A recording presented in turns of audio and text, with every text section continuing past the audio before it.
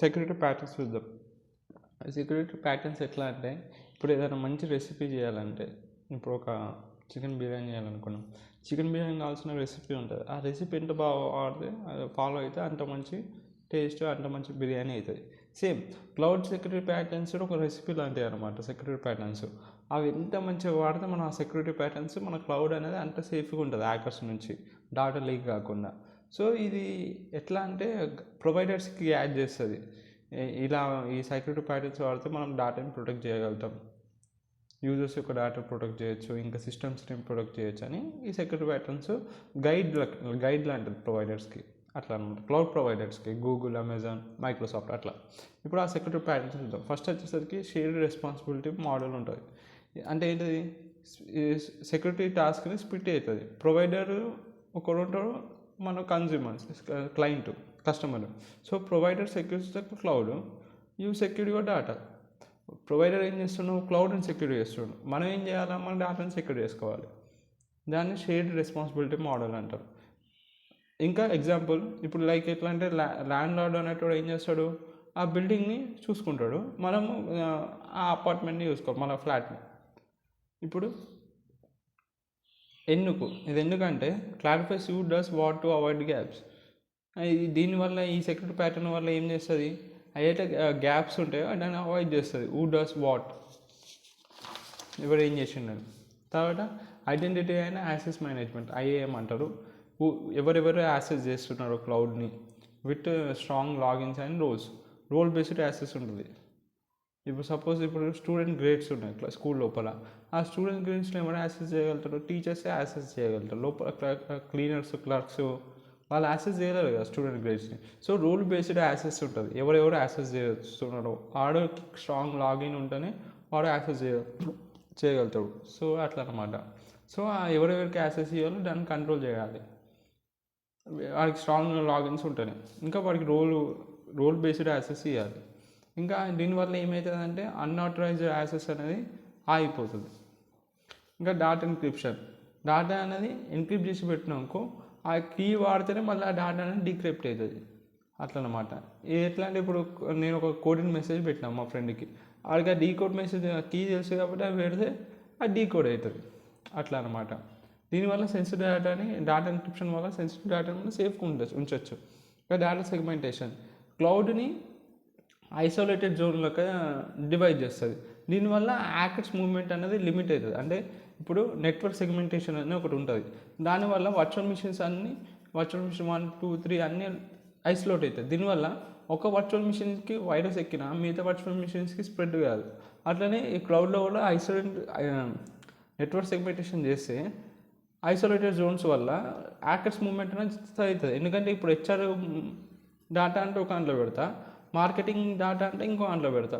దీనివల్ల ఐసోలేట్ చేసినా కాబట్టి ఇక్కడ వైరస్ ఎక్కడ హెచ్ఆర్ డేటా పైన అవుతుంది, కానీ ఇక్కడ మార్కెటింగ్ డేటా పైన వరకు రాదు, ఇక్కడనే ఆగిపోతుంది. ఎందుకంటే ఐసోలేట్ చేసినాం కాబట్టి. దీన్ని నెట్వర్క్ సెగ్మెంటేషన్ అంటారు. మనం లోపల ఉన్న వర్చువల్ మిషన్స్ని ఐసోలేట్ చేస్తున్నాం, జోన్స్ అనొచ్చు, వర్చువల్ మిషన్స్ అన్న ఐసోలేట్ చేస్తుంది. దీనివల్ల స్ప్రెడ్ కాదు, వైరస్ వచ్చిన హ్యాకర్స్ మూవ్మెంట్ అనేది ఆగిపోతుంది. మనము అటాక్స్ని ఆపొచ్చు ఇట్లా స్ప్రెడ్ కాకుండా. లాగింగ్ అండ్ మానిటరింగ్, ఇది ఇంకొక సెక్యూరిటీ ప్యాటర్న్. అంటే ఏంటిది, క్లౌడ్ యాక్టివిటీస్ని ఎవరెవరైతే ఆ క్లౌడ్ యాక్టివిటీ లాగిన్ ఏం చేస్తున్నా యాక్టివిటీస్ అన్ని ట్రాక్ చేసుకుంటా, ఏమైనా సస్పిషియస్ యాక్టివిటీ ఉంటే స్పాట్ చేస్తారు. ఎట్లా అంటే లైక్ సెక్యూరిటీ కెమెరాస్ లెక్క అనమాట లాగింగ్ అండ్ మానిటరింగ్ అంటే. ఎగ్జాంపుల్, ఎప్పుడైనా నేను ఇండియన్లోనే ఉంటాను, ఇండియన్ సిటిజన్, నేను ఎక్కడ అమెరికాను, యూకేలో లాగిన్ వచ్చినాకో దాన్ని ఫ్లాగ్ చేస్తుంది. దాన్నే లాగింగ్ అండ్ మానిటరింగ్ అంటే. దీనివల్ల మనం హ్యాకర్స్ని ఈజీగా క్యాచ్ చేయొచ్చు.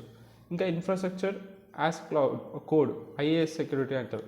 అంటే uses code to setup secure cloud resources. So code వాడి మనం క్లౌడ్ రిసోర్సెస్ని సెక్యూర్ చేస్తున్నాం. Auto sets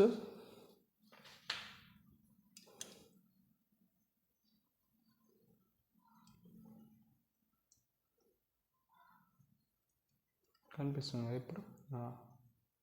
okay, auto sets firewalls for under servers. మనం ఆటో సెట్స్ చేసినాం firewalls under సర్వర్స్కి.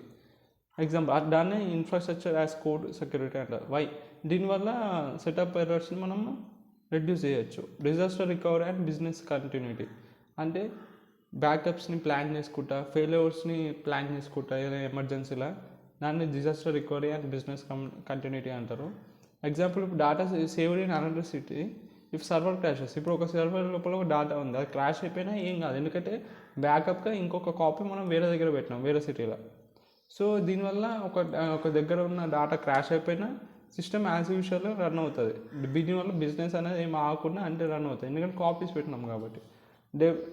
Dev sec ops ఇదేంటిదంటే సెక్యూరిటీ బిల్డ్ చేస్తుంది. App development direct app develop చేసేటప్పుడే security build చేస్తుంది.